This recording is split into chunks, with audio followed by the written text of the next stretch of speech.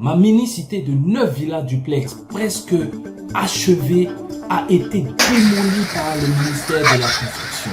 Ici, vous êtes chez Africa Business Success et nous parlons d'immobilier et de business en général. Moi, c'est Stéphane Kakoum et l'heure est grave. Rassurez-vous, cette mini-cité ne fait pas partie de mes projets personnels, mais je tiens à vous relater les événements réels vécus par un promoteur ivoirien. J'ai mené une enquête approfondie pour apporter tous les détails. Les faits se sont déroulés dans la commune de Cocody, plus précisément à Durobité 1, ce fameux jeudi 9 mars 2023. Les agents du ministère de la Construction et de l'Habitat ont démoli une mini-cité de 9 villas duplex, je dis de 9 villas duplex qui étaient pratiquement terminées. Je crois que les travaux de construction avaient déjà atteint le stade de la mise hors d'œuvre.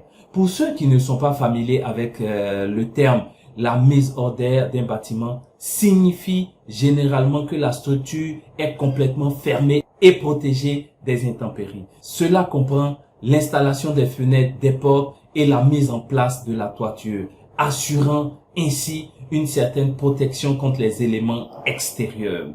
Alors, si je devais estimer la valeur des villas, je dirais qu'elle se situe entre 30 et 40 millions de francs CFA par duplex. Et si l'on fait un simple calcul, cela représente une perte financière considérable variant entre 270 et 360 millions de francs CFA. C'est vraiment énorme. Vous comprenez sûrement que, en tant qu'entrepreneur, il n'est jamais facile d'apprendre de telles nouvelles car cela a un impact majeur sur nos investissements et notre travail qui est surtout acharné. Et dans la vie, je peux vous dire que cela n'arrive pas à tout le monde. Ça peut vous arriver, ça peut m'arriver. Alors, c'est pour ça que j'ai décidé de faire cette vidéo-là afin que tout le monde comprenne comment il faut se comporter en face de certaines situations. Si vous appréciez ce genre de vidéo, n'oubliez pas de liker pour donner un coup de pouce à l'algorithme de YouTube et m'encourager à créer encore plus de vidéos de qualité. Et bien sûr, si vous n'êtes pas abonné, appuyez sur le bouton magique pour vous tenir au courant de toutes nos futures aventures extraordinaires. Maintenant, penchons-nous sur la question brûlante. Dans quel cas votre chevaux pourrait-il se transformer en monticule de débris? Oui, en monticule de débris. Eh bien, j'ai identifié plusieurs possibilités qui pourraient transformer votre bâtisse en débris, mais j'en parlerai dans une prochaine vidéo. Aujourd'hui, le cas que nous allons traiter est aussi fréquent et croustillant comme un GABA de 6 heures du matin. Si vous êtes ivoirien, je pense que vous vous reconnaîtrez sûrement dans cela. Enfin bref, pour comprendre, revenons à notre passionnante enquête. Selon nos investigations, il semblerait que ces 9 villas duplex avaient été construites en toute illégalité, se frottant au code de la construction et de l'habitat, précisément à l'article 2019-576 daté du 26 juin 2019. Alors, ne vous inquiétez pas, nous plongerons un peu plus tard dans les détails de cette loi-là, qui est vraiment une loi fondamentale pour nous les entrepreneurs et surtout pour vous qui essayez de construire des maisons. C'est vraiment une loi à comprendre. Et tout à l'heure, en fin de vidéo, nous reviendrons sur la loi. Je vous montrerai la loi et nous allons lire quelques articles, d'accord? Parce que c'est très important de comprendre la loi avant de s'engager dans la construction dans n'importe quel pays. Mais voici un truc étrange. Notre enquête nous a révélé que le promoteur avait bel et bien introduit une demande de permis de construire pour un projet de construction et qui aurait eu un avis favorable. D'accord? Je mets bien au conditionnel, qui aurait eu un avis favorable. Alors, attendez une seconde. L'histoire commence à devenir aussi intéressante qu'un épisode de Faut pas fâcher. Alors, avait-il vraiment un permis de construire ou pas? Restez avec nous pour le dénouement de cette intrigue incroyable. C'est comme un roman à suspense, mais en mieux, car c'est la vraie vie. Ici, on rigole pas, c'est vraiment beaucoup d'argent, c'est vraiment beaucoup de millions. Durant la procédure de contrôle, notre enquête a montré que ce promoteur avait juste déposé un projet de construction de 6 villas duplex et qu'il n'avait pas eu le permis de construire. Et encore mieux, après des injonctions faites au maître d'ouvrage, il a poursuivi ses travaux et en plus, il a rajouté 3 autres villas duplex. 3 autres villas duplex. Attendez, est-ce que vous comprenez bien? C'est-à-dire, voici quelqu'un qui se lance dans la construction d'un projet immobilier de 6 villas duplex, qui dépose juste un projet au niveau du ministère, qui commence à construire, d'accord? Et non seulement ça, il y a 6 villas dans le projet, et lui, il rajoute 3 autres villas, c'est-à-dire il construit 9 villas. Alors, vous me suivez? Et vraiment, je pense que, ouais, vraiment, si vous comprenez bien cette histoire, ce promoteur-là, ce constructeur-là, c'est un dur, comme on dit chez nous. Vraiment, je sais pas sur quoi ce promoteur-là, ou cette société, ou ce particulier, je sais pas sur quoi il comptait afin de se comporter de la sorte. En tout cas, nous verrons dans la suite de la vidéo s'il a raison ou tort. Alors, je me dis peut-être que ce promoteur-là, j'essaie de réfléchir un peu. Est-ce que il n'était pas aussi pressé afin de vendre rapidement ces maisons ou alors de les mettre très rapidement en location? Parce que ce qu'il faut savoir, dès que si vous êtes en chantier et même si vous n'avez pas le permis de construire et que vous vous débrouillez pour finir la maison, une fois que la maison est habitée, cela ne dépend plus du ministère de la Construction, mais dépend bel et bien de la mairie. Donc, dans ce cas-là, ça devient compliqué les procédures de démolition. Enfin, je me dis que peut-être qu'il a raisonné comme ça, mais je pense pas que ce soit sûr. Vous allez voir dans la suite de cette aventure assez mirobolante. Maintenant, la grande question qui se pose, l'État peut-il vraiment détruire des maisons comme ça du jour au lendemain? On va creuser tout ça de plus près. Pour comprendre, revenons à notre cher promoteur. Notre enquête révèle que, après avoir été pris la main dans le sac pour l'absence, je dis bien l'absence de permis de construire, l'équipe de Cocody Nord, en fait c'est l'équipe qui est en charge de ce secteur-là, Djorobité 1, Cocody, d'accord, a fait pleuvoir des notifications sur lui parce que la loi exige, d'accord, avant de punir, avant de détruire, avant de prendre des décisions définitives, d'accord, on vous envoie des notifications pour que vous sachiez en face qu'est-ce qu'il y a. Et donc, le 18 novembre, écoutez bien, c'est très intéressant ça, le 18 novembre 2022, il lui a envoyé, un procès verbal de constat d'infraction. Donc, le 18, on lui a dit, monsieur, attention, vous n'avez pas de permis de construire, vous n'avez pas le droit de construire. Le 18 novembre. Après quoi, 2 semaines plus tard, nous sommes le 23 novembre 2022. Et là, c'était une notification de constat de poursuite des travaux. Ça veut dire quoi? Ça veut dire qu'on lui a dit, monsieur, on vient constater que vous êtes en infraction, vous n'avez pas de permis de construire. Le 23 novembre, on lui dit, ah mais attention, on vous a dit que vous n'avez pas de permis de construire et vous continuez à construire. Donc, on lui a envoyé une notification pour lui dire, on a constaté que vous continuez à construire. Vraiment, c'est incompréhensible. Dites-moi dans les commentaires, à la place de ce promoteur-là, écrivez-moi ça en commentaire, j'aimerais bien voir comment vous allez réagir à ce niveau-là. Si vous étiez en train de faire une unicité et puis on vous envoie déjà 2 notifications, comment allez-vous réagir? Et ce n'est pas tout. Le 6 décembre 2022, il reçoit une mise en demeure de démolition.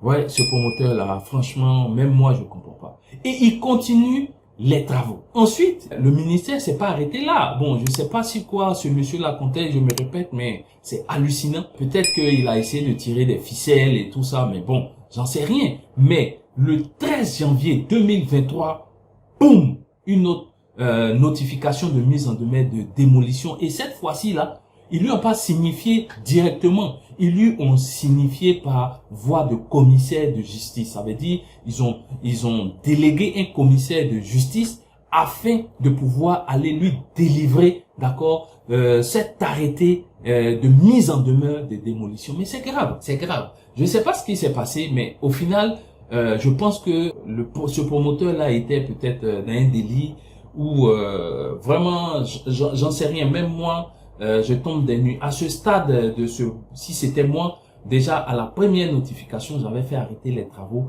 et j'allais chercher à me mettre en conformité avant de poursuivre franchement les travaux pour ne pas que ce drame qui s'est passé puisse arriver. On va continuer et c'est pas tout. Et je pense que cela devait lui mettre la puce à l'oreille. Mais ce promoteur-là, il n'a pas bougé, a dit que il est parti sur une autre planète, il est allé sur la Lune. Enfin, je sais pas, ou bien, franchement, je sais pas sur quoi il compte, ou bien il a 50 milliards dans son compte et tout ça, ou alors j'en sais rien. J'en sais rien. Alors, c'est ainsi que finalement, le 9 mars 2023 est arrivé le feu, comme les incendies qui ont dévoré le Canada cet été-là. Excusez-moi du terme, mais les démolisseurs, d'accord, ils n'ont pas sciencé, excusez-moi du terme, ils n'ont pas sciencé comme on dit chez nous, et ce fut vraiment dramatique. Regardez, no comment.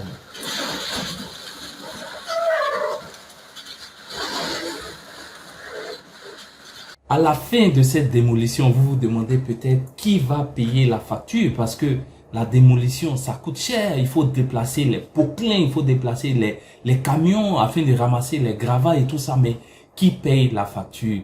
Eh bien, c'est vraiment une très bonne question. Mais pour vraiment comprendre, jetons un coup d'œil sur la fameuse loi 576 du Code de la construction et de l'habitat en son article 26. Fameuse loi 576 et nous avons dit que nous allons regarder l'article 26. Mais avant d'arriver à l'article 26, il faut déjà que vous ayez une idée sur le permis de construire.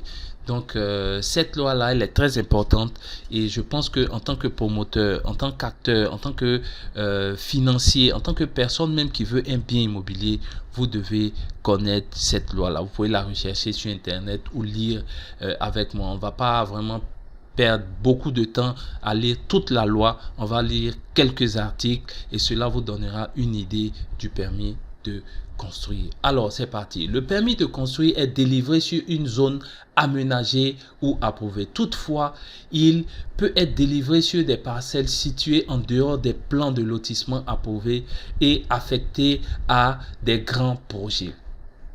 Il est délivré pour une période de 1 année. Voilà, 1 année. C'est pour ça que je tenais à lire ça. On a des personnes qui ont eu le permis de construire et qui n'ont pas construit pendant 5 ans. Et ensuite, ils nous appellent pour nous dire, mais bon, j'ai eu le permis et tout ça.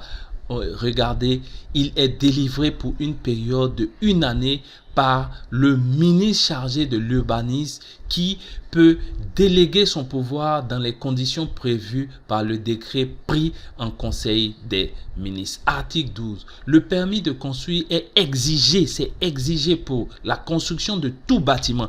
Donc les personnes qui sont dans des zones un peu éloignées d'Abidjan ou au village qui disent non, ça c'est au village, on n'a pas besoin, on dit pour tout permis de construire est exigé pour la construction de tout bâtiment. Tant que c'est un bâtiment, vous devez avoir un permis de construire.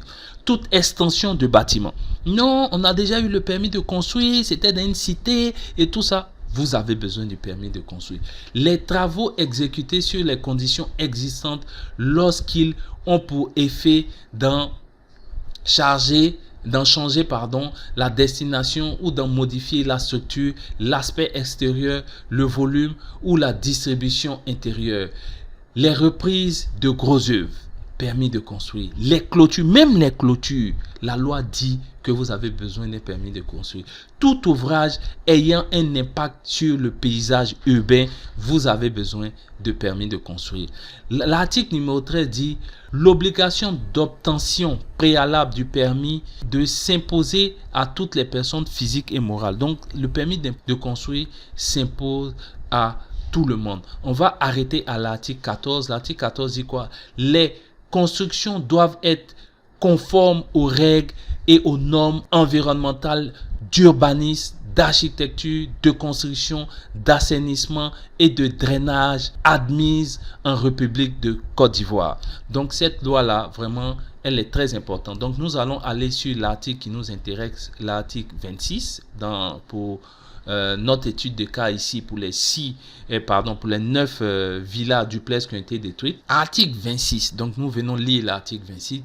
L'administration peut procéder de plein droit à la démolition à la charge du maître d'ouvrage de toute construction qui s'est poursuivie après notification d'une mise en demeure, d'arrêt des travaux ou de démolition ou en violation des prescriptions de mise en conformité. L'article est clair. La loi, c'est la loi. Et elle est dure, mais c'est la loi. Elle doit s'appliquer. Nous sommes en Côte d'Ivoire. C'est vrai qu'il y a certaines situations qui font que il faut que la loi soit pareille pour tous. Voilà. Donc l'article est indiscutable.